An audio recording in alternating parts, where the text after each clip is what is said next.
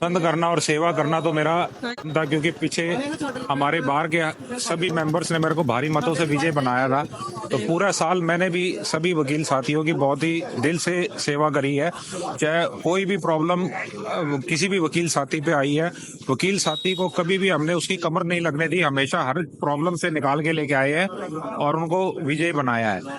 हमारे जो bar association में पिछले कई सालों से एक प्रॉब्लम चैम्बर से रिलेटेड चली आ रही थी कि तो हमने इस पूरे एक साल में अपने एफर्ट्स करके हमारी पूरी टीम ने और सभी एसोसिएशन के साथियों ने मिलके हम सब ने उस प्रॉब्लम को सॉल्व किया है।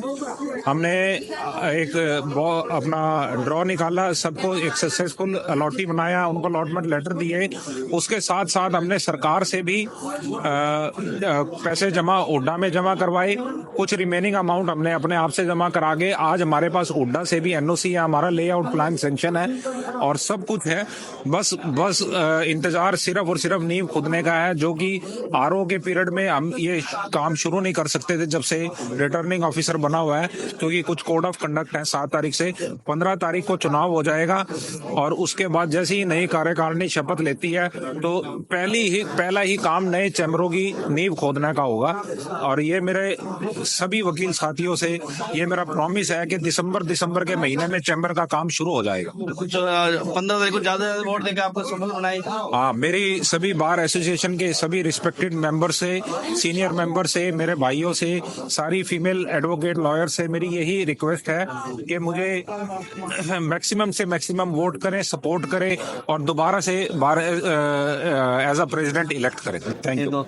कहना चाहेंगे आप रहेंगे। और अभी जो पूर्व प्रधान थे उन्होंने पहले बताया कि मैं जो बिल्डिंग का काम है उसको 15 तारीख के बिल्कुल शुरुआत कर दूंगा अगर बनता हूँ प्रधान। तो आपके क्या 15 तारीख के बाद जब बनते हैं तो आप कुछ कहना चाहेंगे, अगर आपको प्रधान चुना जाए तो आप क्या करेंगे? मैं सबसे पहले तो बताना चाहता हूँ, जो हमारे प्रधान जी थे पीछे, उन्होंने जो काम जनवरी 2023 में करना था अलॉटमेंट का, वो नवंबर 2023 में किया।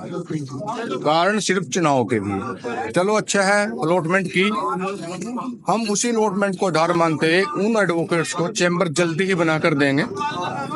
और इन्होंने 1 लाख रुपए किस्त मांगी है एडवोकेट से जिनके चैम्बर निकले हैं, जो बहुत ज्यादा है।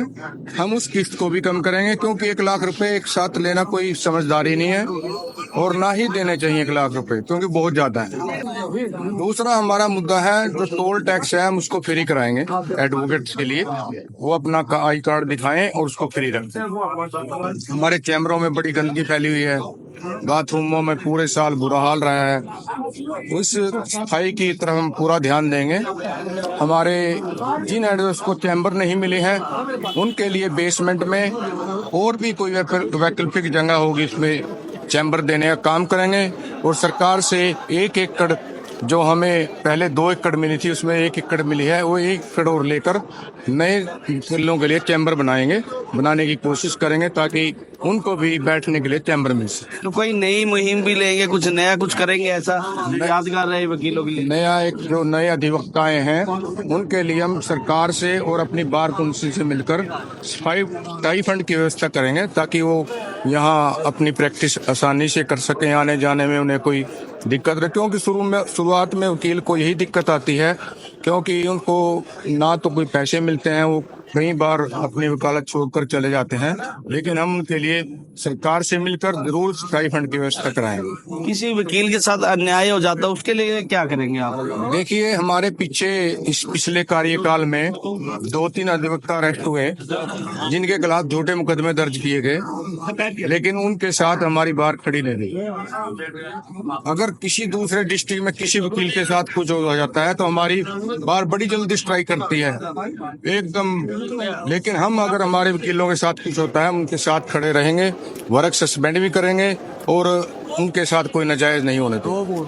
यानी कुछ एक इंटरनेट की देखी गई, यहाँ कॉल नहीं मिलती, कोई नेट की बड़ी प्रॉब्लम देखी गई है, उसको लेकर कुछ करेंगे सर? देखिए, नेट की प्रॉब्लम वाकई है।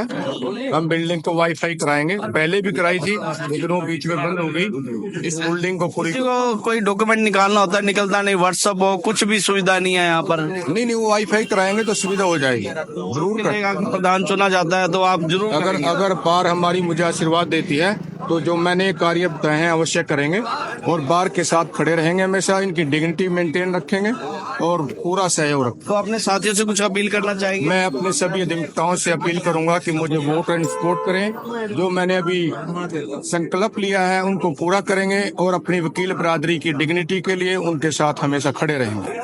दोस्तों देख सकते हैं वकीलों की